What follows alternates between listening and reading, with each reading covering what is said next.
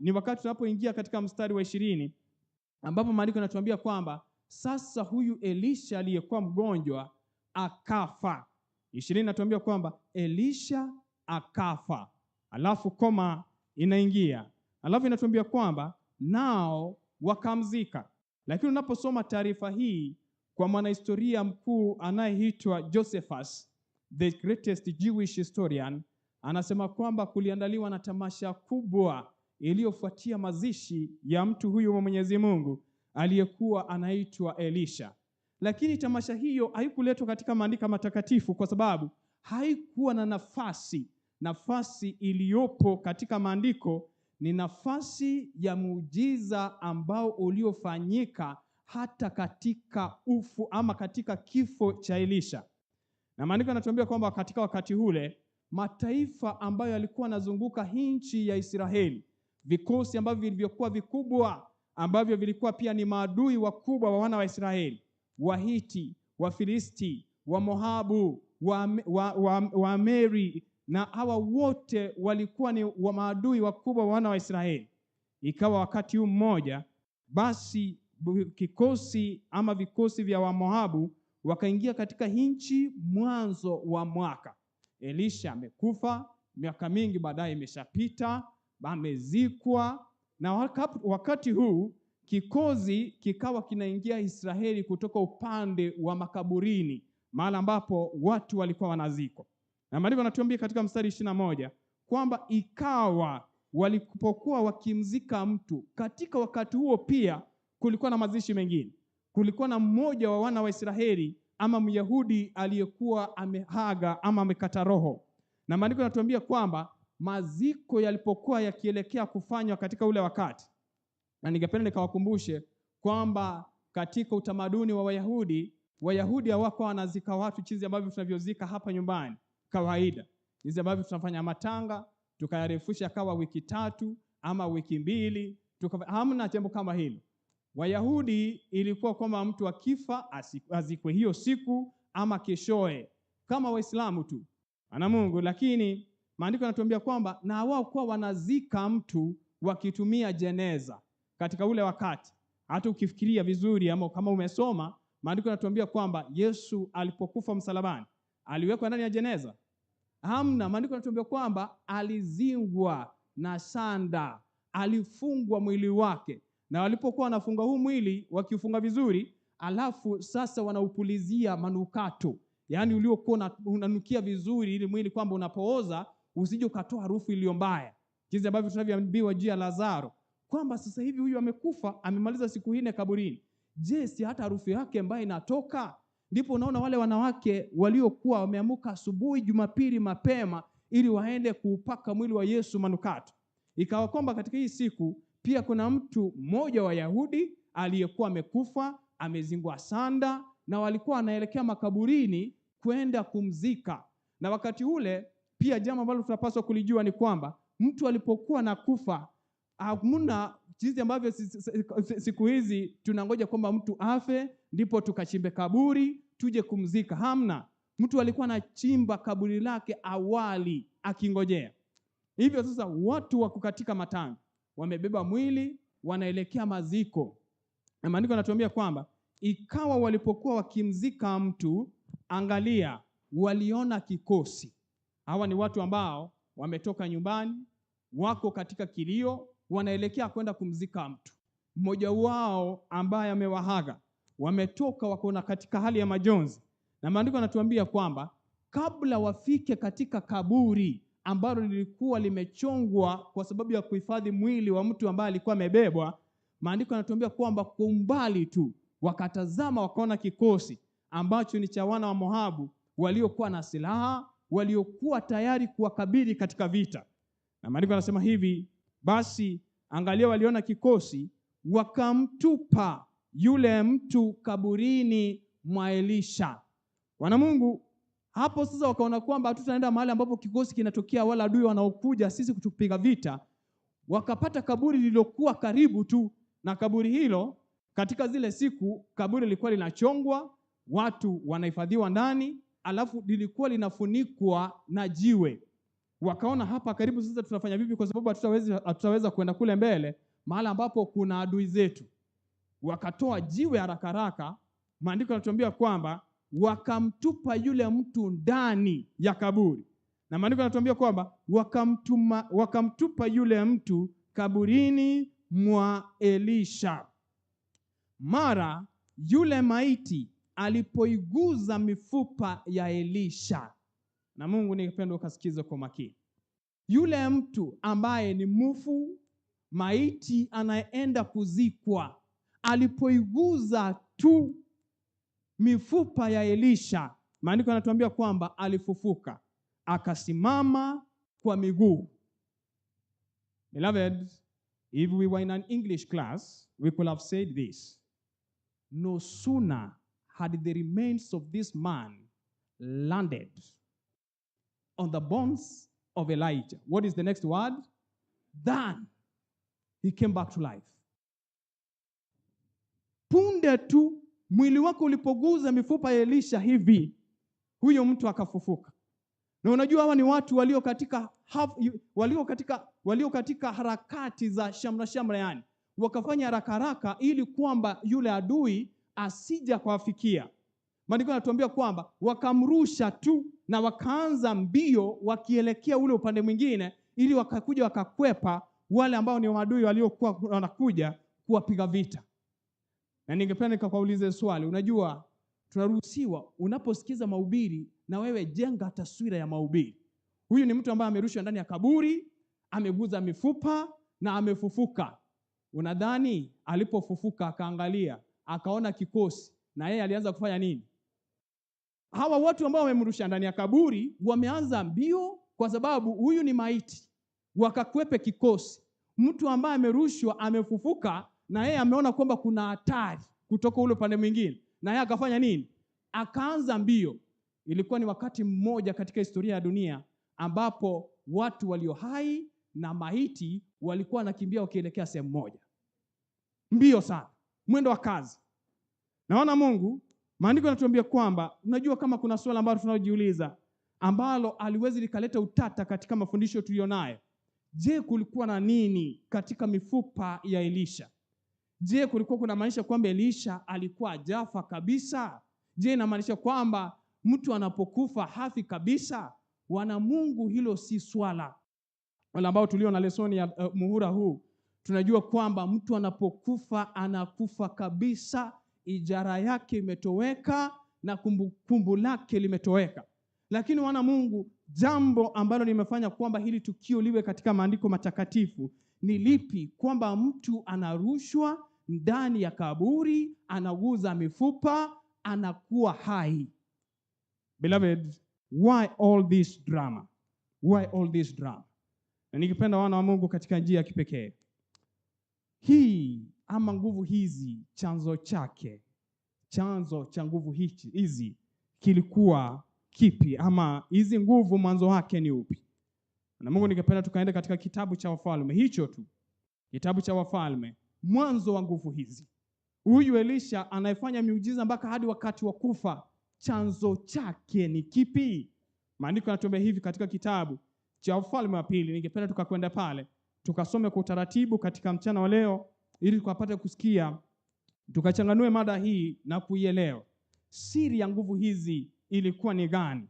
Maandiko yanatuambia hivi katika kitabu cha Wafalme wa pili sura ya 2, chanzo cha mambo haya yote.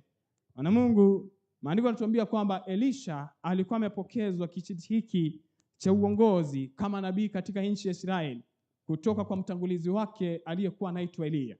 Na maandiko yanatuambia kwamba katika siku za mwisho za Elia kumaliza kazi zake katika dunia, wakiwa wanaandamana na Elisha, maandiko yanatuambia hivi katika kitabu cha Wafalme wa pili 2 mstari wake kwanza: ikawa hapo Bwana alipopenda kumpandisha Elia mbinguni kwa upepo wa kisulisuli, Elia alitoka Gilgali pamoja na Elisha. Elia akamwambia Elisha, tafadhali kaa hapa, maana Bwana amenituma niende mpaka Bethel. Huu ulikuwa ni wakati ambapo Elia alikuwa anawahaga wanafunzi wake. alikuwa amefungua ama kuzindua shule za unabii ambazo tunaita the schools of prophets, na alikuwa anapita kutoka shule moja kwenda shule nyingine ili akapate kuwahaga, lakini anapotoka akamsii mwenzake kwamba kabakie hapa, ninapokwenda ni mbali. Lakini kasikize jinsi ambavyo Elisha anamjibu. Mstari wa 3 inasema, Elisha akasema, kama Bwana ishivyo na roho yako ishivyo, sitakuacha. Basi wakashuka mpaka Betheli. Basi wana wa nabii waliokuwako Betheli wakatoka kuonana na Elisha, wakamwambia, je, unajua ya kuwa Bwana atamuondoa bwana wako leo asiwe mkubwa wako? Akasema, naam, najua, nyamazeni. Wanafunzi walikuwa wamearifiwa kwamba mkubwa wao ambaye alikuwa anaitwa Elia ataondoshwa katika dunia, na walikuwa wanamhuzunikia ama walikuwa wanamhurumia ambaye alikuwa ni msaidizi mwenza aliyekuwa anaitwa Elisha.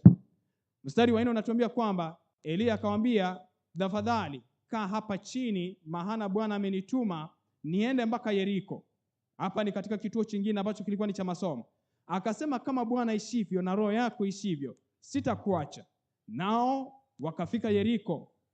Basi wana wa manabii waliokuwa Yeriko wakamkaribia Elisha, wakamwambia, je, unajua ya kuwa Bwana atamuondoa bwana wako leo asiwe mkubwa wako? Akajibu, naam, najua, nyamazeni. Mstari wa 6, Elia akamwambia, tafadhali kaa hapa, maana Bwana amenituma niende mpaka Yordani. Akasema, kama Bwana ishivyo na roho yako ishivyo, sitakuacha. Wakaendelea mbele wote wawili. Elisha katika wakati wake wa mwisho ama nyakati zake za mwisho akiwa na Elia, hakumwachilia mkubwa wake. Walikuwa wanatembea bako ama sako kwa bako, unyo kwa unyo. Alikuwa anafuata nyayo zake moja kwa moja. Sasa kasikize mstari wa 7 unavyotuambia.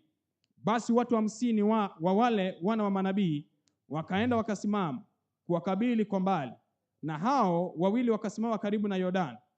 Elia akalitoa vazi lake la juu, akalikunja, akayapiga maji yakawanyika huku na huku, na hao wawili wakavuka pakavu. Huu ni muujiza ambao Elia amefanya. Ametoa vazi katika mabega yake, ameyatawanya maji, na wote wawili wamepita. Elisha anatazama. Maandiko yanatuambia mstari wa 9, hata ikawa walipokwisha kuvuka. Sasa hiki ndicho kilichokuwa kipindi cha lala salama, jambo la mwisho, tukio la mwisho.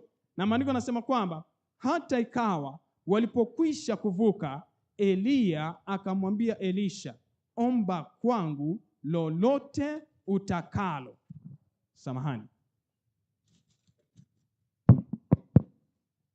Omba kwangu lolote utakalo nikutendee. Wana Mungu, hilo ni swala sugu, ni swala rahisi na ni swala gumu kwa wakati mmoja. Omba jambo lolote unalotaka. Mimi sasa hivi naondoshwa katika dunia, ninatoka huku, sitakuwa pamoja nawe, hatutakuwa tukihudumu pamoja, hautakuwa msaidizi wangu. Sasa hivi wakati umetimia, utajisimamia wewe mwenyewe. Umekuwa ukifuata nyayo zangu siku zote, umeona jinsi ambavyo mimi natenda maneno. Sasa wakati umefika, utajisimamia wewe mwenyewe ili kwamba ukamtegemee Mwenyezi Mungu. Lakini kabla niondoshwe, naomba kwamba ukaditishe jambo lolote utakalotaka kwamba mimi nikakulitendee. Na Mungu kasikize jinsi maandiko yanavyosema. Elisha akasema, sasa kasikize kwa makini, na kuomba sehemu maradufu ya roho yako na iwe juu yangu. Wana Mungu, Elisha had taken time to study his master Elijah. The Bible tells us he had taken a keen note of his footsteps.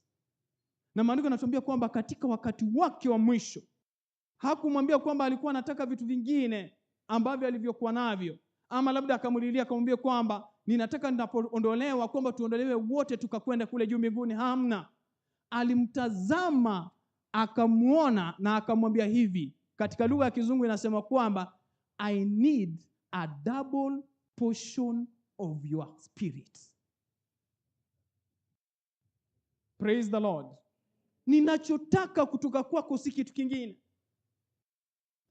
Ninachotaka kutoka kwako, nataka maradufu ya roho wako. Alikuwa amemtazama Elia vizuri. Alikuwa amemuona jinsi ambavyo anavyotembea. Alikuwa ameona jinsi ambavyo anafanya kazi. Wana Mungu, kwa wale ambao mmesoma, hamna mtu ambaye hawezi akafurahishwa na maisha ya Elia katika dunia. Maandiko yanatuambia kwamba katika giza ambalo lilikuwa limegubika nchi ya Israeli, wakati ambapo takrimu kubwa ya watu, asilimia kubwa ya watu wa wana wa Israeli walikuwa wamepotoka na wamejiambatanisha na njia za Baal na kumwabudu, na wengi walikuwa wameweka viegezo ama wameegeza sanamu za kuabudu na kumwacha Mungu wa mbinguni. Maandiko yanatuambia kwamba huo ndio wakati wa giza kuu, during the time of the national apostasy, that God called forth for Elijah. And he said, I need a man who can shed light in a dark world. Elisha alikuwa mtazama Elia kwa makini, akaona jinsi anavyofanya kazi. Wana Mungu, kama kuna vipindi ambavyo vinavyonifurahisha katika maandiko matakatifu, ni jinsi ambavyo Elijah alivyokuwa anafanya kazi. Elia anaitwa katika kipindi kilicho kigumu katika historia ya Israeli, ambapo kulikuwa na mfalme aliyokuwa anaitwa Ahab, ambao the Bible tells us the worst king in the history of Israel. And above all other things, a king who married a lady by the name Jezebel, who did not have a trace of any blood of the from the Jewish genealogy. Mwanamke aliyekuwa anaabudu masanamu. Yani, a wicked king marries a wicked woman, and beloved, they made this nation of Israel to be covered with gross darkness. Na watu wengi katika Israeli walikuwa wameingia katika kuabudu sanamu wa hali ya juu. Na maandiko yanatuambia kwamba katika wakati huu Mungu akamuibua nabii aliyekuwa anaitwa Elia. Maandiko yanatuambia kwamba nabii huyu alipoona kwamba uovu umezidi, kipindi kimoja maandiko yanatuambia kwamba huyu nabii alikuja akamwambia mfalme Ahab kwamba kwa sababu ya utukutu wako na kwa sababu ya kukanyaga sheria za Mwenyezi Mungu, basi mapigo yatakuja katika nchi ya Israeli kwa miaka 3.5, hamna mvua itakaonyea nchi ya Israeli. Maandiko yanatuambia kwamba kwa makini, wana Mungu, jua ilipiga nchi ya Israeli kweli kweli. Huyu nabii wa Mwenyezi Mungu akakwenda mafichoni hadi miaka 3.5 ilipotimia. Maandiko yanatuambia unaposoma katika kitabu hicho cha Wafalme wa kwanza 18, wakati mmoja mfalme Ahab na mfanyakazi wake aliyekuwa anaitwa Obadia walitoka, akaambia mfanyakazi wake kwamba enda hii sehemu nyingine ukatafute nyasi na mimi niende hii sehemu nyingine, ili kwamba nikapate kutafuta tuone kama hata kama tutapata maji kwa sababu ya mifugo yetu. Hii nchi ilikuwa imekauka. Lakini hata kwa wakati huo roho ya unabii anatuambia kwamba kando na hapo hakuna sehemu katika dunia ambapo Ahab alikuwa hajamtafuta Elia. Na maandiko yanatuambia kwamba wakati huo Elia akamtokea huyu aliyekuwa anaitwa Obadia, na akamwambia kwamba ninataka ukakwenda sasa hivi. Sasa hivi si wakati mwingine, saa hii ukakwenda ukamwambia mkubwa wako huyo mfalme Ahab kwamba Elia anayemtafuta yupo hapa. Asienda akamtafute mahali kwingine, nipo hapa. Obadia, maandiko yanatuambia unaposoma hiyo sura 18 kwamba Obadia anamuuliza, je, iwe vipi kwamba nitakapokwenda kumuita mfalme, na huyu mfalme hamna nchi katika dunia ambapo hajakutafuta wewe, nije nikapata kwamba roho wa Mwenyezi Mungu amekubeba na kukupeleka katika sehemu nyingine? Akamwambia, nipo hapa na msubiria. Wana Mungu, jambo linalonifurahisha, maandiko yanatuambia kwamba Obadia alipofika kwa Ahab akamwambia kwamba kuja sasa, huyu Elia naye mtafuta yupo hapa. Maandiko yanatuambia, unajua mfalme ni kama alikuwa kama president, na unajua presidential escort ambayo mfalme upata. Unajua the kind of security ambayo mabaunza wenye ukaa kwa president.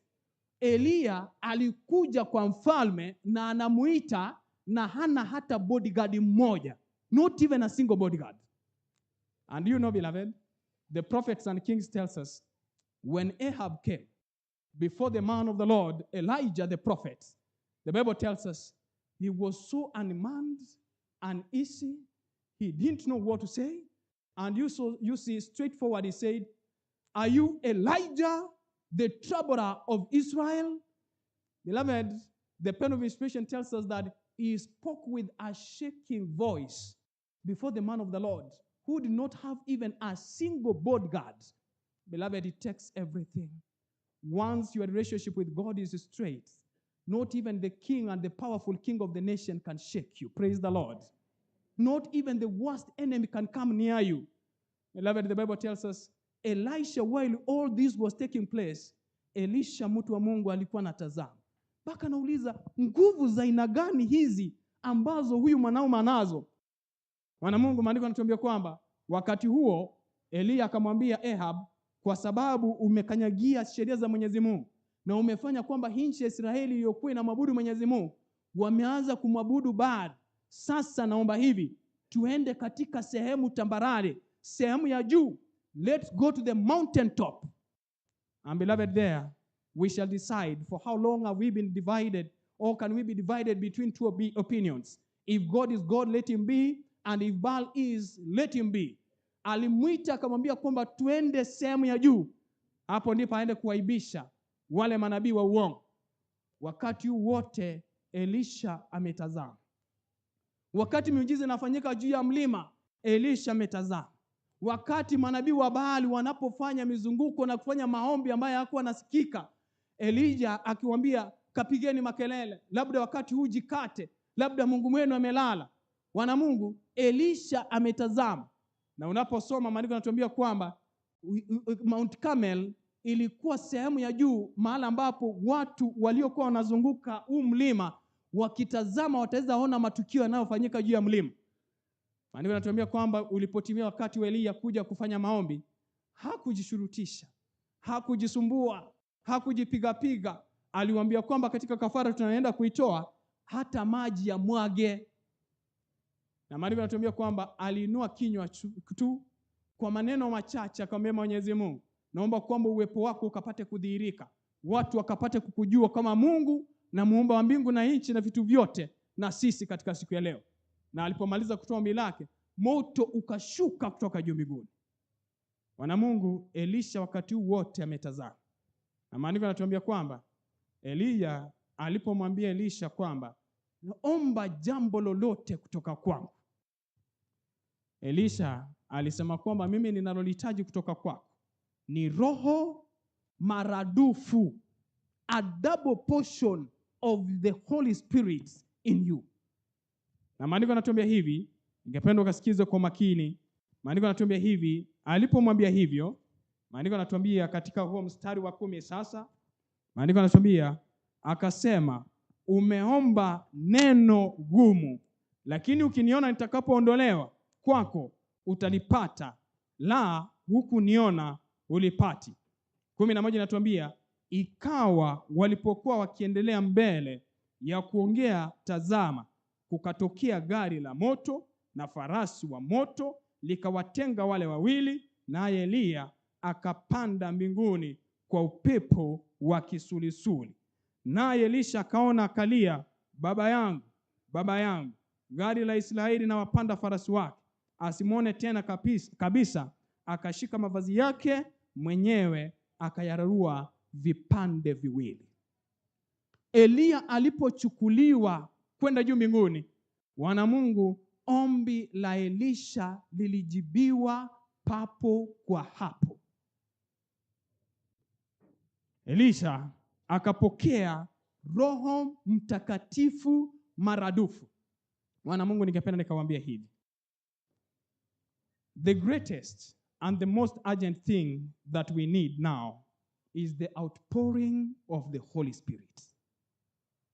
Jambo tunalolihitaji kabisa kuliko vitu vingine, jinsi tulivyo hivi, si ati sisi si wa Kristo, sisi ni Waadventista wa Sabato, tulio katika uvumi ama katika a movement, the only true organization, the only true movement, the Church of the Lord in the last days of this world is history, the Seventh-day Adventist.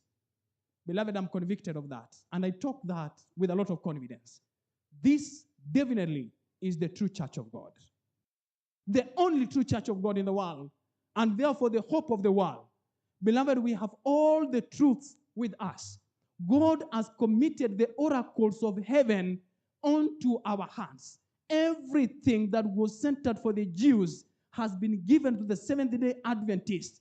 And that is why someone else cannot be able to take me out of this church.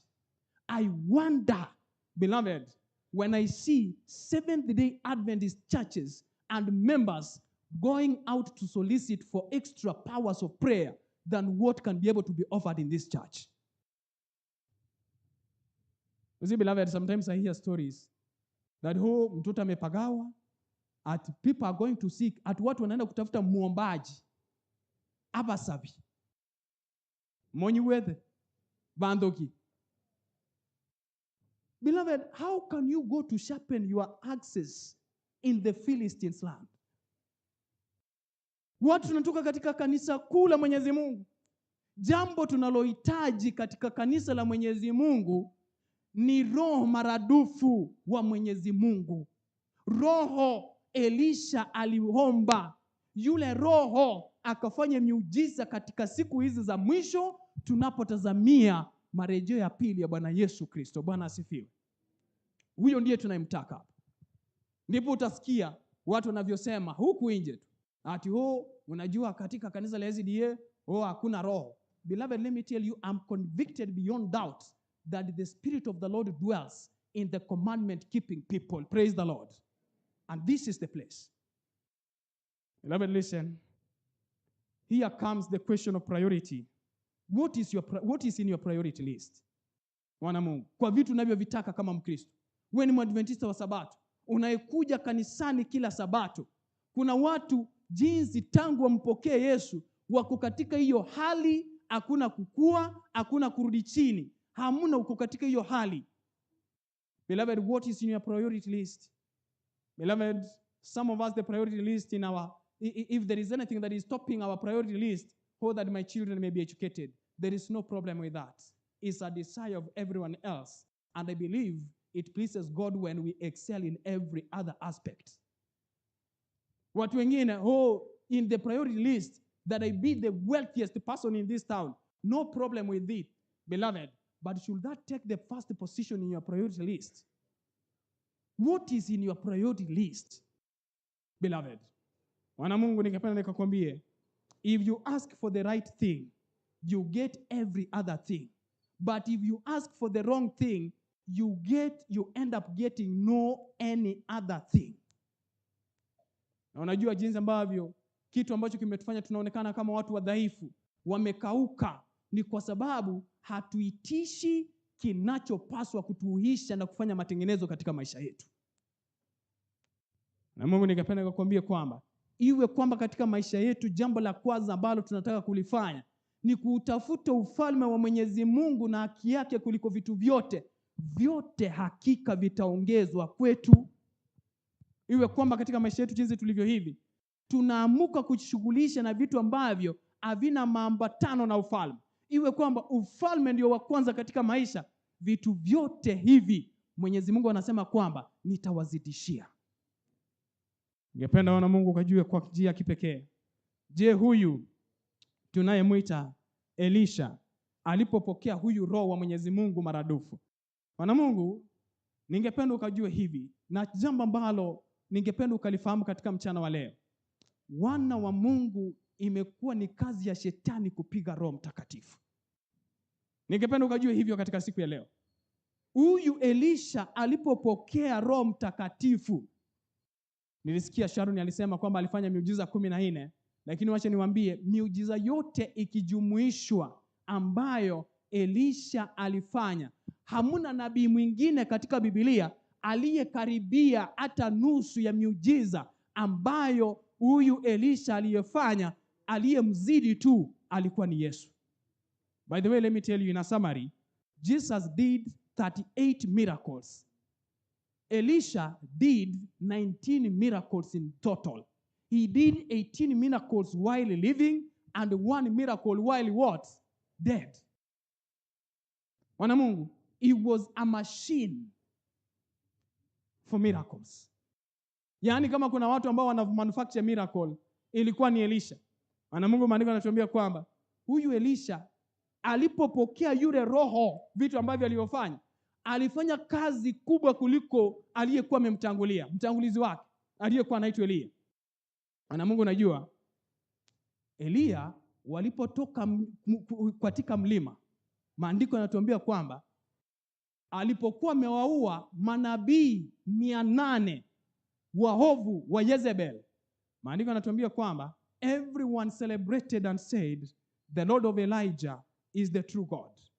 And when they came from the mountain and the report got to Jezebel, unajua Ahab came home and explained what took place on the top of the mountain. And he said, he actually explained how he was humiliated before his leaders and how God of Elijah was exalted. Maandiko yanatuambia kwamba huyu mwanamke mwovu alitoa vitisho. She gave threats. Akasema kwamba Elijah amefanya hivyo. Sitakuwa mwanamke. Wacha tungoje tusubiri kwamba kesho kwa wakati kama huu, kama kichwa cha Elia kitakuwa katika kichwa chake. Elia aliposikia maneno hayo, maandiko yanatuambia kwamba Elia alikimbia, akaingia mafichoni, na maandiko yanatuambia the kind of prayer that Elijah made, alitoa maombi gani? Mwenyezi Mungu, naomba kwamba ufanye nini? Uniue nisiishi. Beloved, you can see a contrast. A powerful man who has done wonders on the top of Mount Carmel is now being called forth. When he's supposed to demonstrate courage, he runs away from a woman. My beloved, do you know what? On the other hand, maandiko yanatuambia kwamba Elisha alipokuwa anafanya kazi zake, unaposoma Wafalme wa pili 6, maandiko yanatuambia kwamba alifanya mambo makubwa kiasi kwamba mfalme mmoja wa Washami alipokuwa anapanga kuua ama kuwapiga vita wana wa Israeli, Mwenyezi Mungu alikuwa anamnongonezea Elisha katika chumba chake. Mpaka wakati mmoja mfalme akaja akawaambia watu wake, will you not tell me who is for the king of Israel? Because we cannot be devising everything, and at the end of today, Israel seems to be having a copy of what we are discussing even in our closed chambers. And one of the soldiers must have told the king that, don't you know that there is a prophet of the Lord in Israel who tells actually the king everything that you do even in your own bedroom? Beloved, let me tell you, Elisha had the spirit of discernment. Every other time that the kings of Syria, the kings of Philistines, the kings of the Hittites, all when they were planning anything against the children of Israel, the Lord could reveal that to the man of the Lord, Elisha, in Israel. Maandiko yanatuambia kwamba wakati mmoja sasa watu wakakuja katika vita. Kwa sababu sasa mfalme ameambiwa kwamba Elisha huyu ndiye taabu. Akatuma mtu mpelelezi, akamwambia enda ukachunguze, ukajue huyu mtu anayeitwa Elisha anaishi wapi. Akajua mahali ambapo alikuwa anaishi. Akatuma vikosi vikubwa vya watu. Maandiko yanatuambia kwamba mtumishi wa Elisha alipoamka asubuhi, akichungulia kutoka dirishani, maandiko yanatuambia kwamba akaona vikosi vikubwa vya wana wa Israeli. Alipoona, he ran back and he said, alas, my master, what shall we do? Beloved, the Bible tells us, do you think that Elisha was moved by such a statement, that the enemy has camped outside against us? The Bible tells us no. And beloved, Elisha, just the old man who age was catching up with, he told his manservants that those who are with us are more than those who are with them. But beloved, listen, the Bible tells us the servant of Elisha did not believe. Na Mwenyezi Mungu, huyu nabii wa Mwenyezi Mungu Elisha, akaomba kwamba Mwenyezi Mungu, huyu mtumishi wangu huyu, kamfungue nini? Macho. Akaone. Na alipofunguliwa macho, akaona farasi wa moto malaika wa Mwenyezi Mungu, angels that excel in strength, standing in guard of the man of the Lord, unseen by that cannot be able to be seen by the naked eyes. Beloved, let me tell you, he exercised the courage where Elijah could not. What was the secret behind this? A double portion of the Holy Ghost. Praise the Lord. And beloved, let me tell you, when you hear anyone who is attacking the Godhead, and more especially directing his attacks to the third person of the Godhead, the Holy Spirit, be on your way, running to the opposite direction. Wana Mungu, ningependa nikuambie, unapoguza Roho Mtakatifu, umemaliza uungu, na ningependa nikakwambie kwamba at the end of today, I've seen friends, I've grown in this faith. When you begin hitting and attacking the Godhead, the second person you hit is Christ Jesus. And at the end of today, you quit church. Beloved, how can you attack a power, a God who throughout the scriptures mwenye amejidhihirisha kwa njia kipekee? Maandiko yanatuambia kwamba huyu Elisha, kando na hapo, maandiko yanatuambia kwamba God gave him the spirit of discernment. Wakati mmoja mgonjwa anayeitwa Naamani akaja. Na alipokuja, unajua, let me tell you, ukiwa na roho wa Mwenyezi Mungu, hata ushtuki na wakuu wa nchi. Naaman was a serious soldier, mwenye alikuwa ni mkuu wa majeshi katika nchi ya Washami. Maandiko yanatuambia kwamba aliposikia kwamba kuna nabii katika nchi ya Israeli anayeitwa Elisha, anataka kuja kutafuta uponyaji. Let me tell you, beloved, when he came to the humble abode of the man of the Lord called Elisha, he did not even struggle. Let me tell you, when the information came to Elisha that Naaman is waiting for your services outside, beloved, you know, he never even bothered to come out. He sent his servants and told him, go, tell him, let him walk down to the river Jordan and dip himself how many times? Lakini wahubiri wa siku hizi, asikie tu governor wa hapa Kisii amekuja, wahubiri. Hiyo siku hata hubiri, mtatahubiri ni governor hapa. Let me tell you, beloved, when you are filled with the Spirit of the Lord, that one does not mean that you do not, or you stop respecting those ones who are in the arm of the government. No. Beloved, the first respect goes to who? Any other person comes second. Na ndio maana umeona kwamba tumefanya majukwaa yetu yamekuwa tu majukwaa ya siasa tu. Kuogopa wanadamu badala ya kumwogopa nani? Maandiko yanatuambia kwamba Elisha hata hakutoka nje. Watu wengine wanatoka sasa, hiyo ndio siku wanajua kwamba makanisa yao yatachangiwa kweli kweli, hela zitaingia. Hakutoka, alimwambia mtumishi wake, aenda umwambie akaingie kule Yordani, akaingia ndani akajizamisha mara 7. Na alipojizamisha akaponywa, alikuja na zawadi. Elisha akamwambia kwamba huu si wakati wa kupokea zawadi. Naomba kwamba kaende ukaambie watu wako ulichokiona hapa Israeli. Kama Yesu mwenyewe. Baada kulikuwa na mfanyakazi aliyekuwa anaitwa Gehazi, mtumishi wa nani?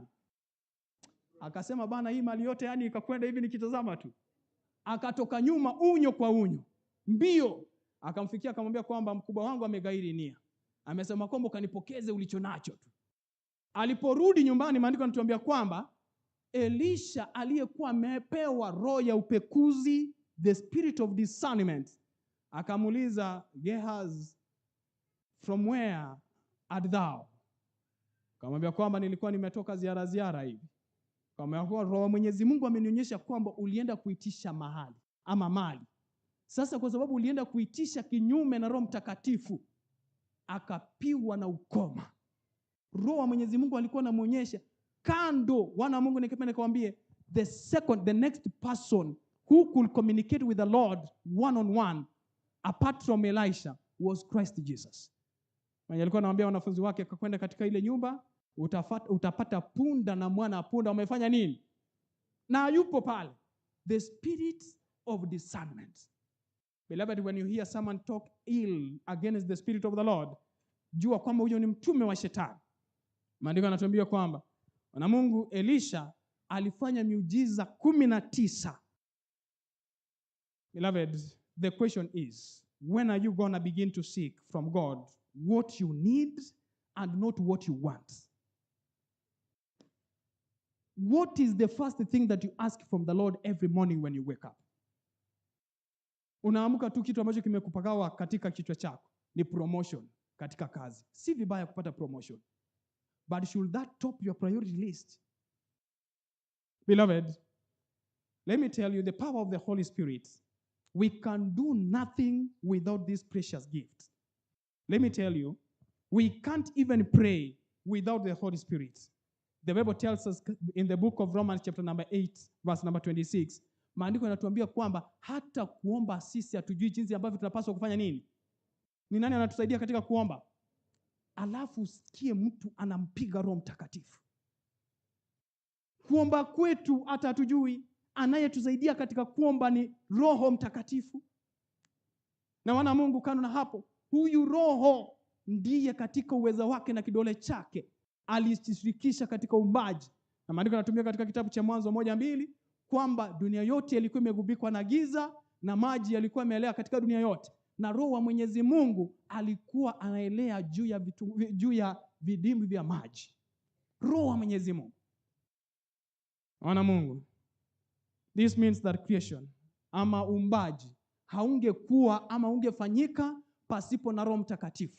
Na kama uumbaji haungefanyika pasipo na Roho Mtakatifu, uumbaji uwezi ukasimama pasipo Roho Mtakatifu, because the creating power of the Lord is the one that sustains the creation. Praise the Lord. It is in the Lord that we move and we have our being. Beloved, even in the conversion of souls, there is no single soul that can make a decision to accept Christ Jesus as his personal Savior without the aid of the power of the Holy Ghost. Ukiona mtu amekata kauli na kumkubali Yesu kama mwokozi wa maisha yake, ni nani amemwongoza katika kufanya hayo yote? Roho Mtakatifu. Na Mungu, Elisha alifanya miujiza mikubwa. Na maandiko yanatuambia, alifanya miujiza 2 katika kitabu cha Wafalme wa Pili 2, alifanya miujiza 3. Miujiza 1 katika sura ya 3, miujiza 5 katika sura ya 4, miujiza 2 katika sura ya 5, miujiza 6 katika sura ya 6, miujiza 2 katika sura ya 7, miujiza 1 katika sura ya 13, ambapo alifanya muujiza hata wakati ambapo yeye mwenyewe amekwisha kufa. Na Mungu, ningependa ukajue hata katika kukemea mapepo. Kasikize. Tuende katika kitabu cha Matendo ya Mitume. Matendo ya Mitume. Ningependa ukasikie jinsi maandiko yanavyotuongoza, ukajue kazi ya huyu Roho Mtakatifu. Ningependa ukasikie Matendo ya Mitume 13, mstari wake 6.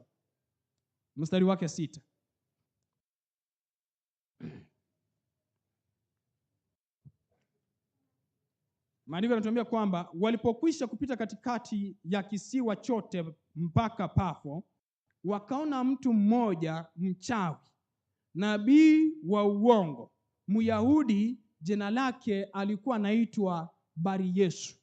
Huyo ni nani? Paulo na wenzake. Maandiko yanatuambia kwamba walipokuwa wanapita wakapata mtu mmoja ambaye alikuwa nini? Wana Mungu, ongea nami. Walikuwa nini? Hapa Kisii kuna wachawi. Najua kule nje jina letu limeharibika sana kwamba sisi tunawafuata Wakamba. Sijui kama ni Wakamba wanatufuata ama ni sisi tunawafuata nani? Sasa kasikize. Huyu ni mchawi, amepatana na mtu wa Mwenyezi Mungu. Kasikize sasa maandiko yanavyotuambia. Nabii wa uongo, Myahudi, jina lake ambaye ni Yesu. Mtu huyu alikuwa pamoja na liwali Sergio Paulo, mtu mwenye akili. Yeye liwali akawaita Barnaba na Sauli waje kwake, akataka kulisikia neno la Mungu.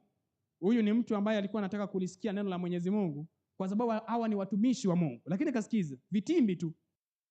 Lakini Elima, yule mchawi, maana ndiyo tafsiri ya jina lake, akashindana nao akitaka kumtia yule liwali moyo wa kuiacha ile imani. Bwana Mungu, ningependa ukasikie vita vinavyopigana wakati mnafanya hata crusade. Huyu ni roho mchafu, mtu mchawi. Huyu ni Paulo anahubiri Injili, lakini huyu mchawi anataka kumzuia ili asifanye nini? Asipokee ujumbe na kumkubali Yesu. Beloved, I want you to see what happens when people are preaching and when crusades are taking place all over and when we request for prayers. Sasa kasikize. Mstari wa 9 unasema hivi.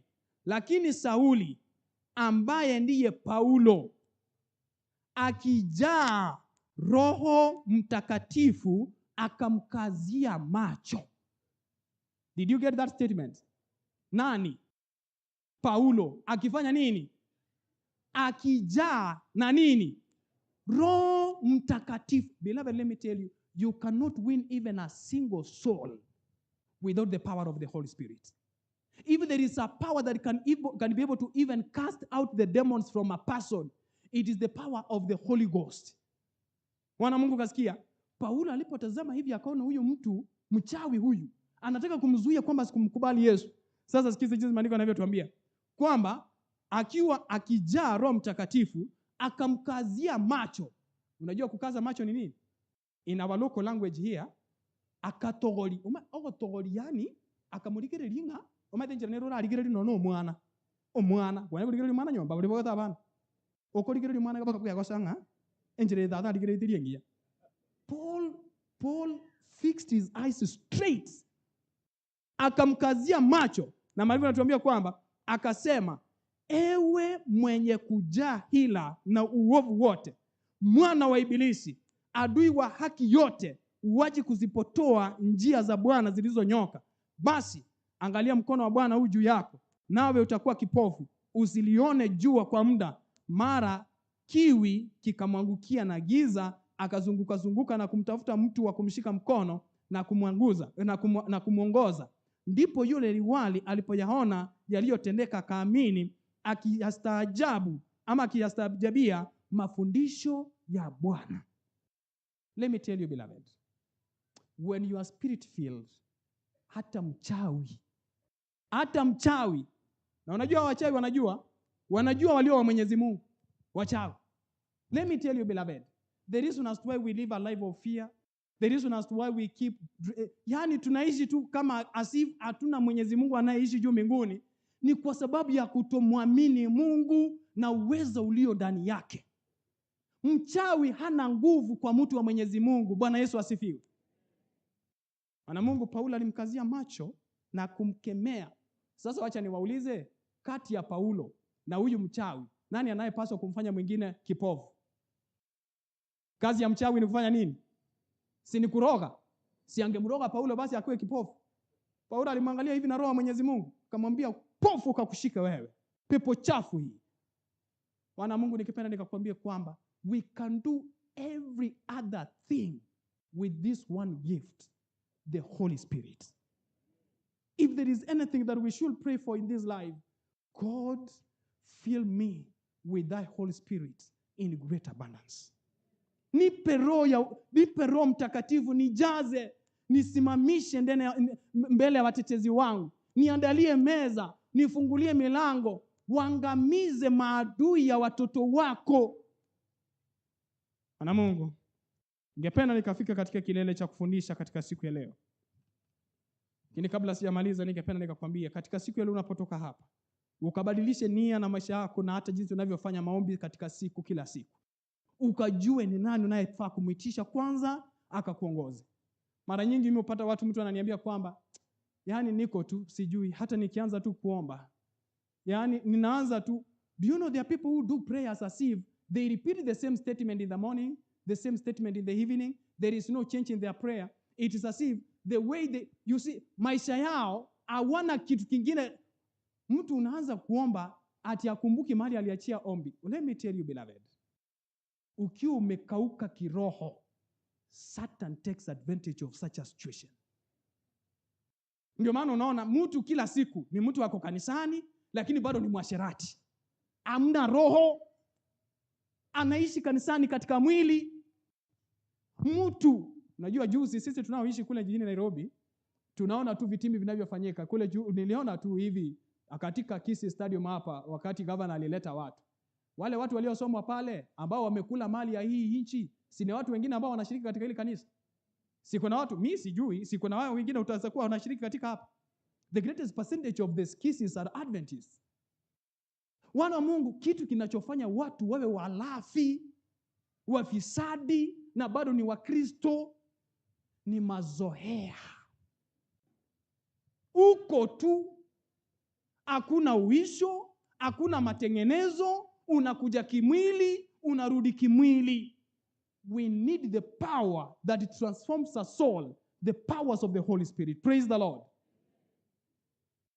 Wana Mungu, ningependa nikakupe njia 5 ways for receiving the latter rain. Tunaishi katika kipindi cha Dar es Salaam, siku za mwisho katika historia ya dunia. Wana Mungu, hivi sasa tunajua katika unabii vitu vyote vimetimia. Tunaishi katika siku ambazo sasa hivi tunafaa tumuombe Mwenyezi Mungu kwamba akatupe mvua ya Roho Mtakatifu ya mwisho ya kufanya kazi na kuwaleta wengi katika zizi, ndipo tumlaki mawinguni anaporejea mara ya pili. Ningependa nikatoa njia 5 ya kupokea Roho Mtakatifu, ndipo tutakapokamilisha mahubiri yetu katika mchana wa leo. 5 ways of receiving the latter rain. Number one is to ask. To ask. Uwezi ukajazwa Roho Mtakatifu pasipo kuuliza. Zechariah chapter number 10. Let's turn to the book of Zechariah chapter number 10. Listen to what the Bible tells us in Zechariah chapter number 10 verse number 1. The Bible tells us this. Muombeni Bwana mvua wakati wa masika. Naam, Bwana afanyaye umeme, naye atawapa manyunyu ya mvua. Kila mtu atapewa nyasi kondeni. Muombeni. Wana Mungu, unapotoka hapa yabadilishe maisha yako katika siku ya leo. Anza kwa kupiga magoti na kuitisha Roho Mtakatifu kila siku. And let me tell you, beloved, we even are able to face temptations on a daily basis by the powers of the Holy Spirit. Majaribu yanayokuja kila siku tutakabiliana nayo kwa uweza wa Roho Mtakatifu. Unapoanza siku asubuhi, ita Mwenyezi Mungu. Ninatoka katika ulingo wa nchi, mahala ambapo shetani ametawala. Katika mahali pangu pa kazi, iwe kazini, iwe mahali popote pale, naomba kwamba Roho wako Mtakatifu akanisaidie niishi kama Danieli. Itisha Roho Mtakatifu. Jambo la pili.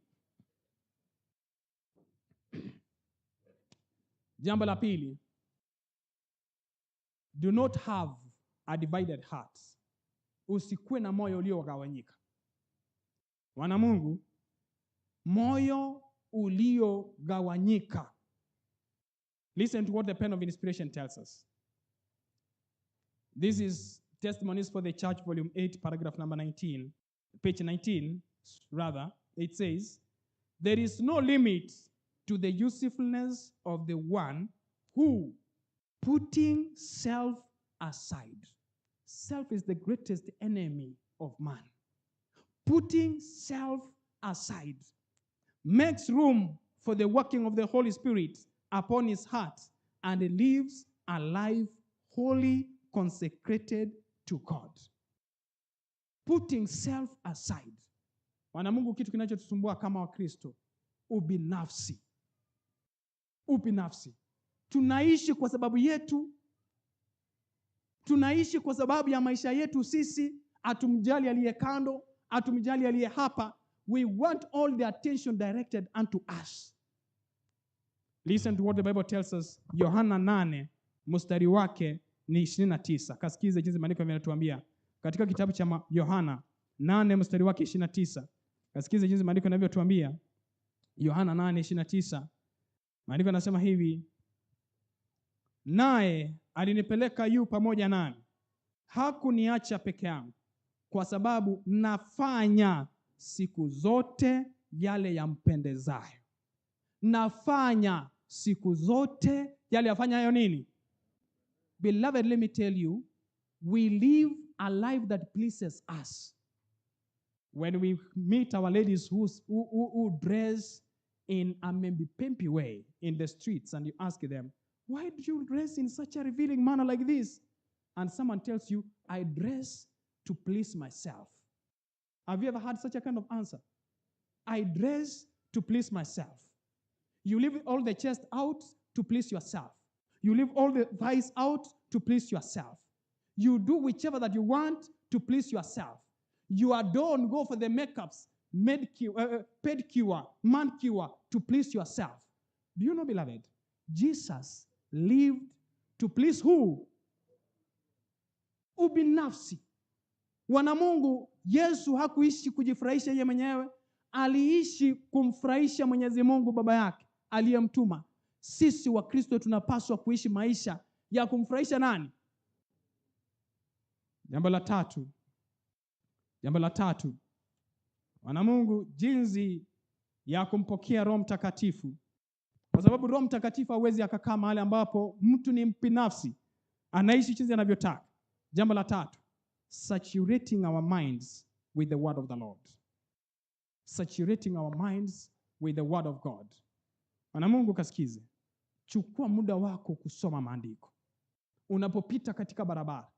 Nilikuwa nasoma kitabu kinaitwa Patriarchs and Prophets that talks about Joseph's story in Egypt. The Bible tells us that Joseph lived in the city of Egypt, in the country of Egypt, that was the superpower of the world during their time, the most powerful nation on earth. And there was sin in every side. Dhambi zilikuwa zinafanyika katika sehemu zote. Nyinyi mnakata au hapa. Wanamungu, dhambi ziko kila sehemu. Ukipita mziki ndio huu wa dunia, ukipita video ndio hizi zinazoonyesha watu waliouchi. Ukipita hapa, dhambi iko kila sehemu. But the pen of inspiration says that Joseph lived as though he never saw anything that was happening. He saturated his mind with the God of heaven. And no wonder when he was tempted by Potiphar's wife, he said, how can I do such a wicked thing and sin against who? Though far away from the parents, away from the look of the father, he still trusted, I have a God in where? Because the mind was saturated with the word of the Lord, and he was not ready to sin against the Lord. Listen to what the Bible tells us. Katika kitabu cha Zaburi. Kitabu cha Zaburi 119. Kitabu cha Zaburi 119, na ningependa ukaingia katika mstari wake wa 25. Mstari wa 25, maandiko yanasema hivi. Hiki ndicho kitabu nacho kienzi kabisa. Maandiko yanasema hivi. Nafsi yangu imeambatana na mavumbi. Uniuishe sawa sawa na neno lako. Huyo ni Daudi. Nafsi yangu imeambatana na mavumbi. Anaomba kwamba niuishe sawa sawa na neno lako. Mstari wa 8 wa 28 unasema, nafsi yangu imeyeyuka kwa uzito. Wanamungu, sijui kama wewe umeyeyuka katika nafsi yako, maisha yako. Kunao mambo ambayo yamekulemea, yaliyo mabegani mazito. Maandiko yanasema kwamba imeyeyuka kwa uzito. Unitie nguvu sawa sawa na neno. Wanamungu, katika makabiliano katika dunia, mambo yote tunayopatana nayo, machanga tunayokumbana nayo, tutauishwa na neno la Mwenyezi Mungu. Saturate your mind. Hata kama huna kazi, jua kwamba Mwenyezi Mungu bado yu hai. Katika wakati wake atakupa. Unamtafuta mwenza, unamtafuta mke, unamtafuta mume, jua kwamba wakati wa Mwenyezi Mungu umetosha na hakuna mtu atakayemkoza mwenzake. Wanamungu, jambo la 4, to receive the Holy Spirit, the 4th point, put away all dissension between one another. Put away all dissension between one another. Wanamungu, weka kando vitina vyote. Si kuna watu kanisani hapa hawasalimiani? Kunao watu ambao hapa si marafiki hata kidogo. Kunao watu wanaozozania uongozi kanisani. Kunao watu mmechukiana katika ofisi mahali unapofanya kazi. Kunao watu ambao umeondoa hata katika simu yako ili kwamba msipate kuwasiliana. Beloved, I'm telling you, the Spirit of the Lord does not dwell where people are divided. Put away all dissension between one another. Kama kuna mtu ambaye umemchukia jinsi tulivyo hapa, kuna mtu ambaye umemwrite off, mandugu wenye muongeleshana, cousins wenye mwezi kuwa na mkutano pamoja, beloved, do everything. The Bible tells us that live with peace with one another where possible. Ishi na amani na kila mtu. Bwana Mungu, ningependa nikakwambie usome katika kitabu cha Matendo ya Mitume 2 mstari wake 1. Roho Mtakatifu aliposhuka, alipata wanafunzi wote wakiwa katika sehemu moja na moyo mmoja. All of them were of one mind. All of them. Beloved, we can never, even the church of the Lord cannot be blessed with the gift of the Holy Spirit without, if there is no harmony within us, there is no unity, there is nothing that we can do as a church. Listen to what the pen of inspiration tells us in Testimonies for the Church, volume 8, page 21 says, let Christians put away all dissension and give themselves to God for saving the lost soul. Let them ask in faith for the promised blessing, and it will come. When you put away everything aside, beloved, God finds room to use you in winning souls. Do you have neighbors that you don't talk to? Are there people around about you who need to be reached by you, but they've never been reached? Beloved, ask for the powers of the Holy Spirit. Ask for unity. Kama kuna watu ambao mmekosana, omba Mwenyezi Mungu akujaze Roho Mtakatifu na ukapate kuwasamehe. Let me tell you, all of you and all of us who are here, know that it takes the hand of the Lord to forgive. It takes the hand of the Lord to forgive. And we must ask that because it is promised in the word of the Lord. Finally, number 5, the prerequisite of receiving the Holy Spirit, number 5, active labor for others. Active labor for others. Wana Mungu nikataka hapa nikawaambie siri. Ukitaka kujazwa na Roho Mtakatifu, begin reaching others for the sake of the kingdom of the Lord. Wafikie watu wengine. Ongea na mtu. I thank God very much. Jinsi ambavyo nilikuja hapa, unajua niliambia mtumishi ni mrodi rafiki yangu. Jana alinipigia simu akaniambia kuna mali tunaenda visitations leo na kesho. Na aliniambia vile umekuja Kisii nimekupanga. And beloved, we will be going to visitations in the places where he is working towards winning souls. Let me tell you, God cannot leave you destitute when you work towards bringing many into the fold of the Lord. If you want power, ask for the power, and God will give you in great abundance. Ana Mungu, ningependa nikawaambie kwa njia ya kipekee. Roho Mtakatifu wa Mwenyezi Mungu ndizo nguvu tunazohitaji kama kanisa katika siku hizi za mwisho, tunapomtarajia Yesu arudi mara ya pili. Nguvu za kufanya uisho, nguvu za kufanya matengenezo, nguvu za kugeuza mwili yetu na maisha yetu ya kila siku. Wana Mungu, watu ambao tumekuwa kama ni kawaida. Unajua tukiwa hapa jinsi tulivyo hivi, mimi nilizaliwa hapa Kisii, hata kama ninaishi kule mjini Nairobi kwa miaka mingi sasa. Lakini ningependa kuambia kwamba hapa tunaenjoy tu dini. Hapa tunaenjoy. Yaani umezaliwa kama Mkristo, Mwadventista, uoni utofauti wowote na watu wengine. Wana Mungu, ningependa nikakwambia kwamba kunazo nguvu za dhehebu hili la Mwenyezi Mungu la ukweli katika neno la Mwenyezi Mungu. And in every place where we go preaching the word of the Lord, we've seen the power of this word. Unafikiria watu ambao tunaenda kuwahubiria hapa nje hawana makanisa? All of them are in church. By the way, let me tell you, in Kenya, most of the people are worshipers and are Christians, but they are in the wrong places. And the word of the Lord, the sure word of prophecy, is to redeem the children of the Lord from darkness into such a marvelous light as this that God has brought us unto. Beloved, how many with me will say, God of heaven, I'm just asking for this one thing. Nijaze na Roho Mtakatifu.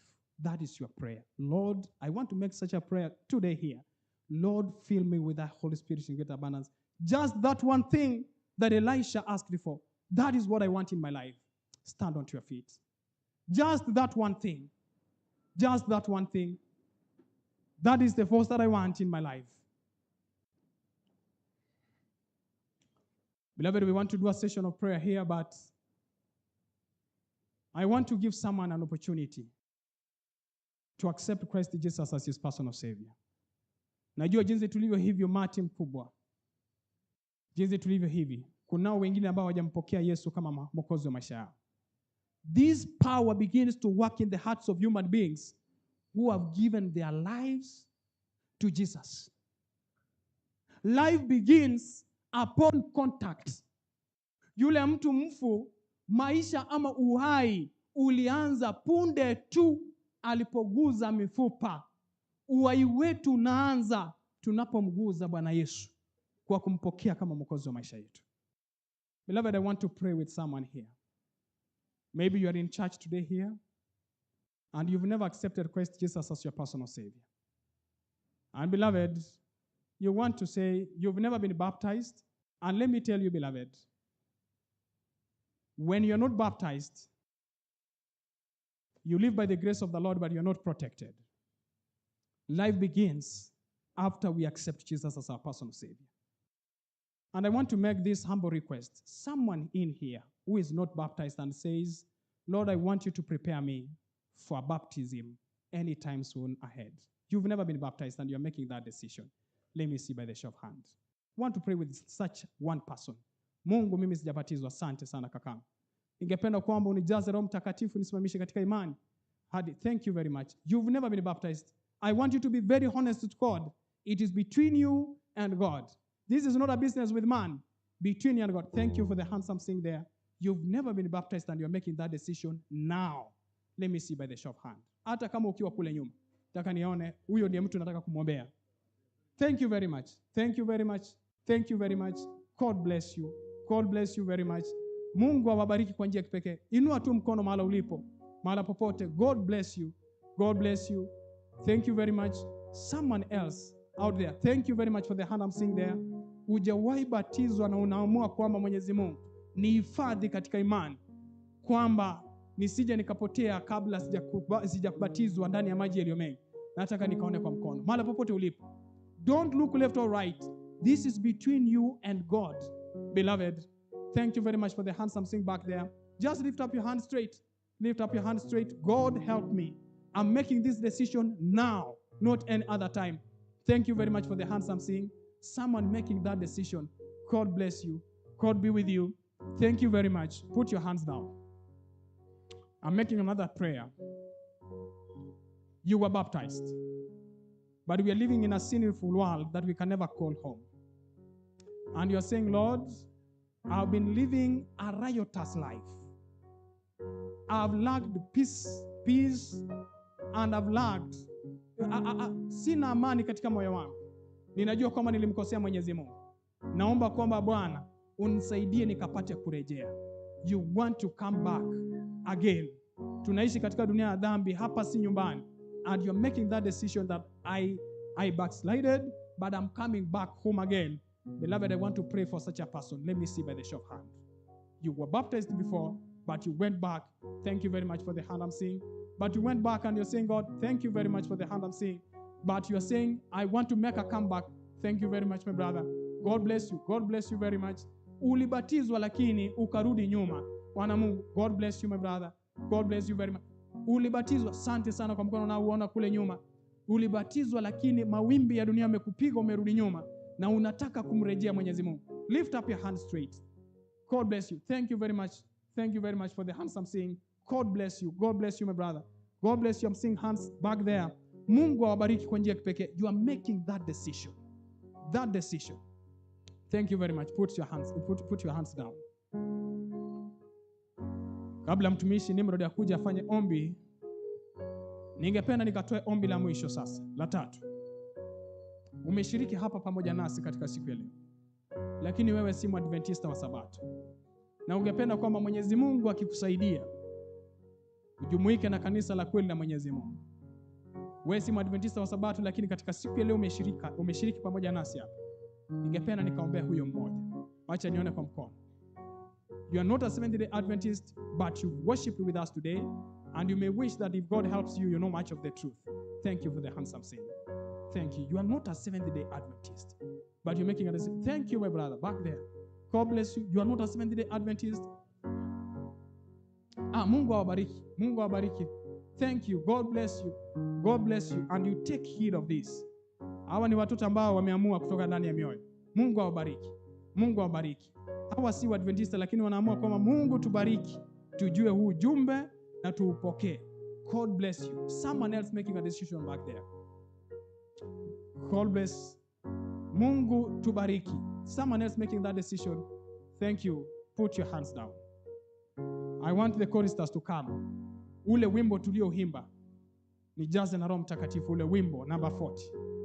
Ningependa kwamba tukafanya huo wimbo kwa njia kipekee. Na tunapofanya huo wimbo, uliinua mkono wako, kapiga hatua hapa mbele. Kapiga hatua hapa mbele, tunataka tufanye ombi la kipekee katika mchana wa leo.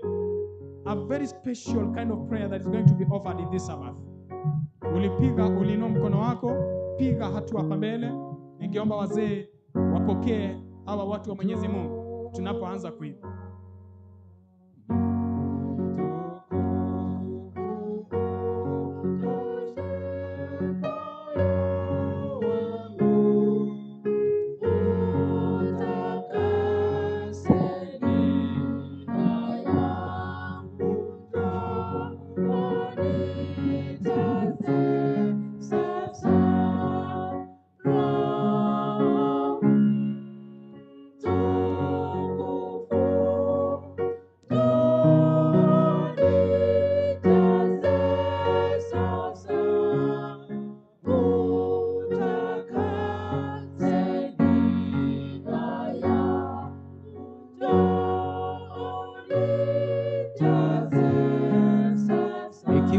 Mkono wako juu, njoo. Najua ni vigumu sana kuja mbele, lakini njoo, utabarikiwa kwa njia kipekee tutakapomaliza kwa ombi. Najua sio rahisi, lakini njoo, utabarikiwa. Ni Roho Mtakatifu alikusaidia ukainua mkono juu, atakupatia uwezo wa kuja mbele. Endelea kuja, ubarikiwe sana kwa njia kipekee. Mungu akubariki ndugu. Watoto, Mungu akubariki. Dada, ubarikiwe sana. Asante sana ndugu, ubarikiwe sana. Endelea kuja mbele. Najua sio rahisi, lakini njoo, utabarikiwa. Na kuhakikishia sio rahisi, lakini Yesu Kristo atakusaidia. Roho Mtakatifu akuguze kwa njia kipekee. Njoo, tutakapomaliza kuimba tunaomba. Asante kwa wale ambao wanaendelea kuja. Roho Mtakatifu atujaze kwa njia kipekee. Nafasi ni yako. Uwe ni mama, uwe kijana, uwe ni mzee, ulirudi nyuma, haujaibatizwa. Hata wale ambao walioka katikati kanisani, nafasi ni yako. Ikiwa unatutazama kwa televisheni, uko mtandaoni, andika ujumbe mchache, mjumbe, na tutapokea. Na nambari yako tutapokea kule, tutakufikia kwa njia kipekee. Asante dada, Mungu akubariki. Kuna yeyote ambaye amebaki kabla hatujaomba?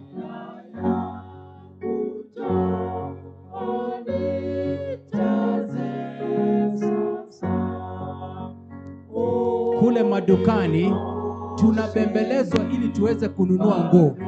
Tunabembelezwa saa zingine kuingia supermarket. Tunabembelezwa kuingia katika magari ambayo yanaenda Keroka, Kisumu. Tunang'ang'aniwa. Hapa pia mbele tunabembeleza watu kuingia mbinguni kabla mlango wa rehema haujafungwa. Ikiwa hujabatizwa au ulibatizwa ukarudi nyuma, nafasi ni yako, njoo.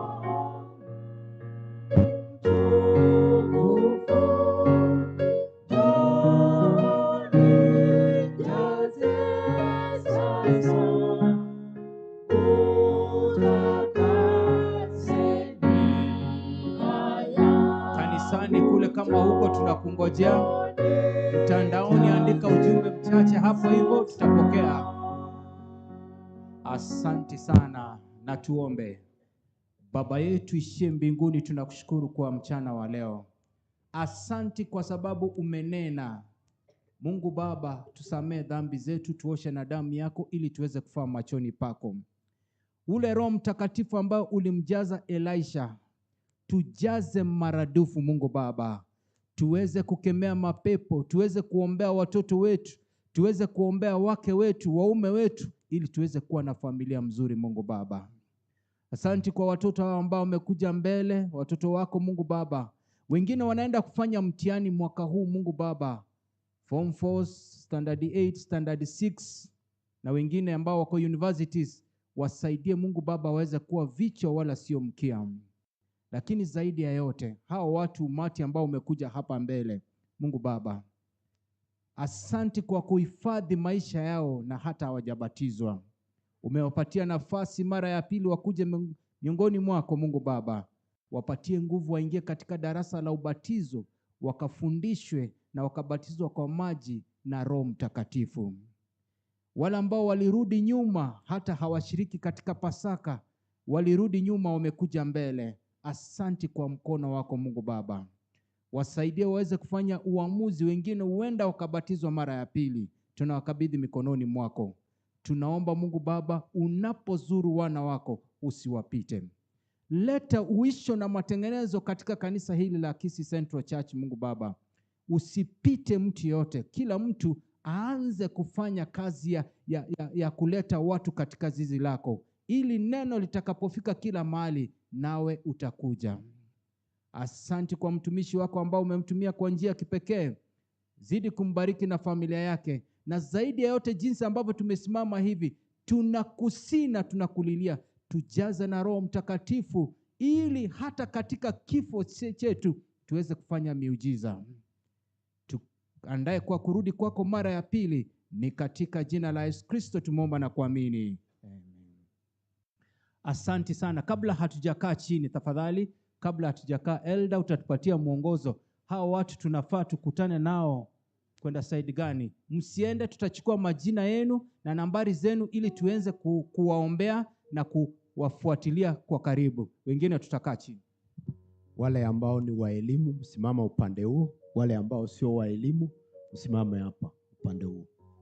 Elimu this side, wale ambao sio wa elimu watasimama kwa upande huu.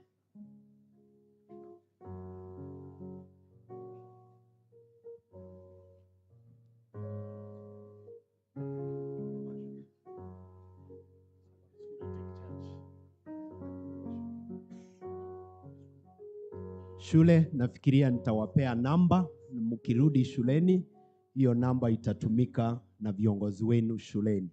Kwa hivyo tutawapea namba hapa, halafu mtashughulikiwa shuleni. Okay, asante. Elimu mtakaa. You about your church elder who will take charge of you at school to prepare you for baptism. Atushamaliza, I want to call women ministry choir to come and sing, and then we do the last prayer. Mkaeni, watoto mkae mahali mlikuwa. Women ministry choir mkuje mbele ili mlete wimbo moja alafu tumalizie. Wale wanaenda hatuchamaliza.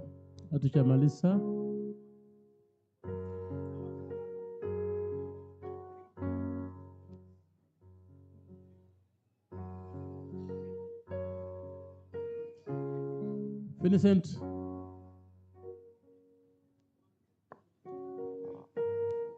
Wanafunzi wasonge kutoka mbele. Wanafunzi mtupatie nafasi. Women ministry waje kwa wimbo. Alafu tutamaliza kwa ombi kutoka kwa Elder Eliazar Obure. Atafanya the last prayer. Pastor, thank you for the good sermon. Thank you. May God bless you.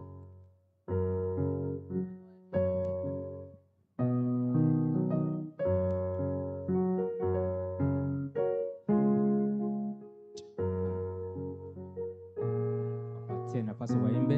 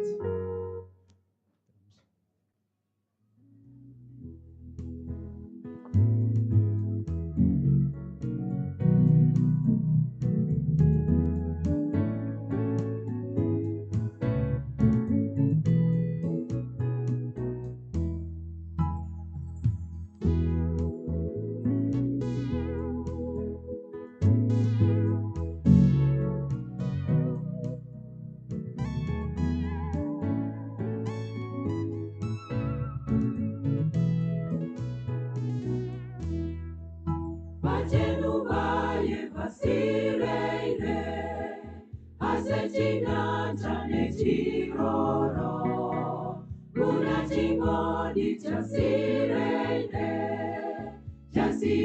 masense yebibe.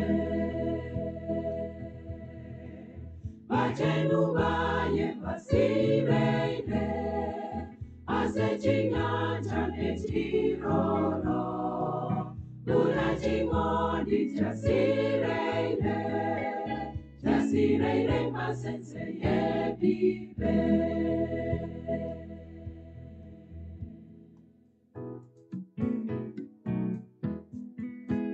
Aria, igoro, aria, enseña, aria, igoro, aria. Mojo mogi mamba sega sege, naibarure banda masase. Yesu abate bien ababuire, namanyinga ye konye tegete.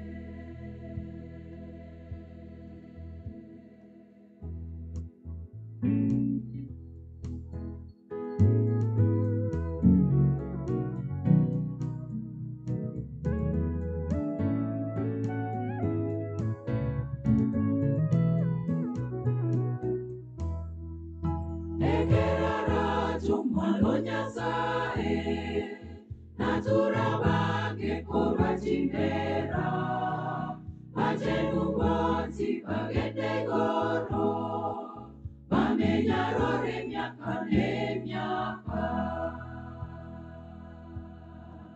Ekerara chumalo nyasae, natura bage korwa chindera, bachenu boti bagende goro, bamenyarore miaka ne miaka.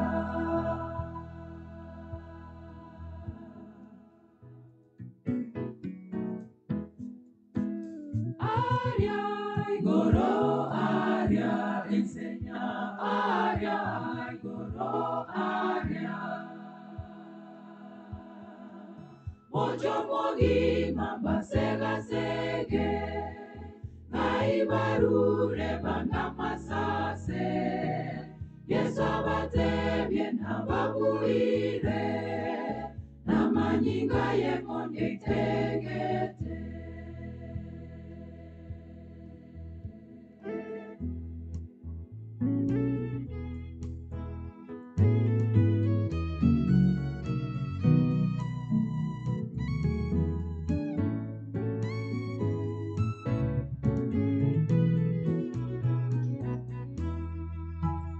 Natwabuire bibe byeseye, natotariwe Yerusalemu. Enseyo mwanere n'amatunda, twamenyarore myaka ne myaka. Natwabuire bibe byeseye, natotariwe Yerusalemu. Enseyo mwanere n'amatunda, twamenyarore myaka ne myaka.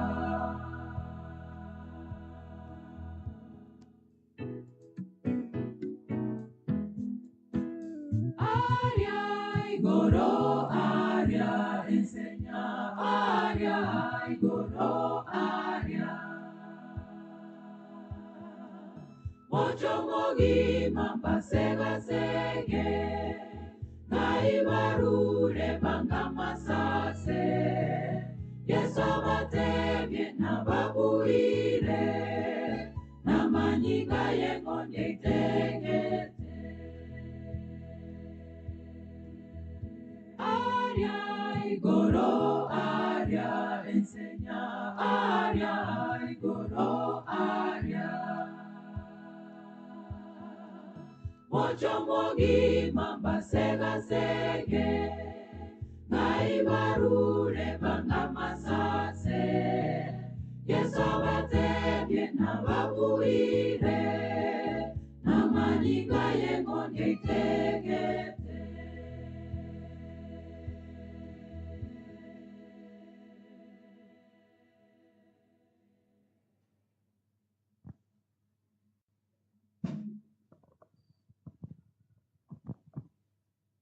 We want to pray.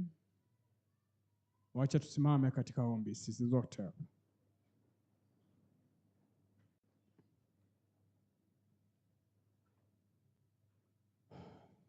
Let's pray.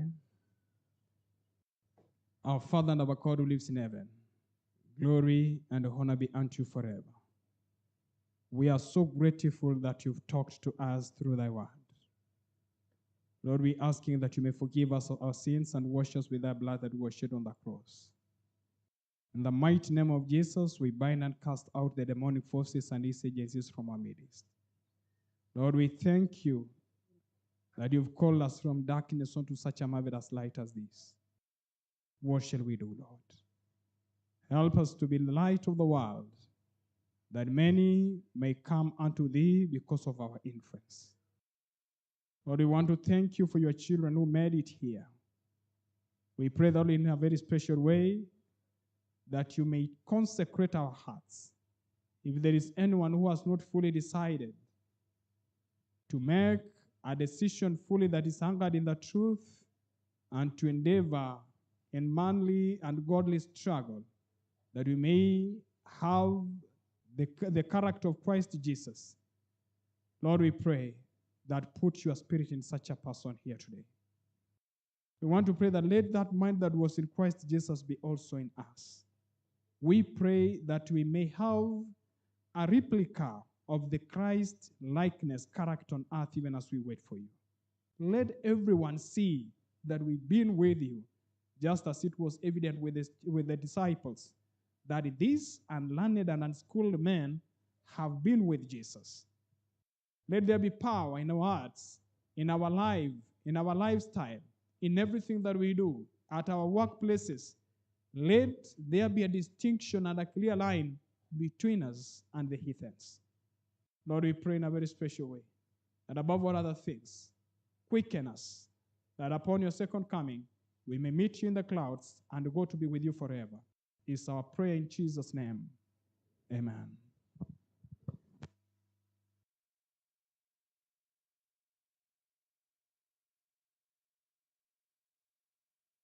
Asante. How many of us will give our elder, Elias Obure, greetings so that when he goes to his church, he greets his people in the church. Thank you. And also the same to Nimrod Magati. How many can I see you by show of hands? Thank you. Because in the afternoon, we have got the Executive Director South Kenya Conference session. He would like to talk to workers in the church. Our workers, all workers in our church, please come back after lunch so that we can meet the Executive Director, Pastor Kiage Paul is coming to talk to the church leadership, all the church officers. Asante, Nyamatarom Church, we meet on this side. Asante sana. Adventist men, kindly meet our leader down here, the lower umbrella tree. All church workers, as you have been instructed, kindly come back in the afternoon so that you meet our executive director. Carry 2-3 chairs because the meeting will be carried out inside the church. Those who have vehicles, kindly attend to your vehicle. Wale ambao mmefanya double parking, kuna wenye wanataka kuondoka, tafadhali wasaidie.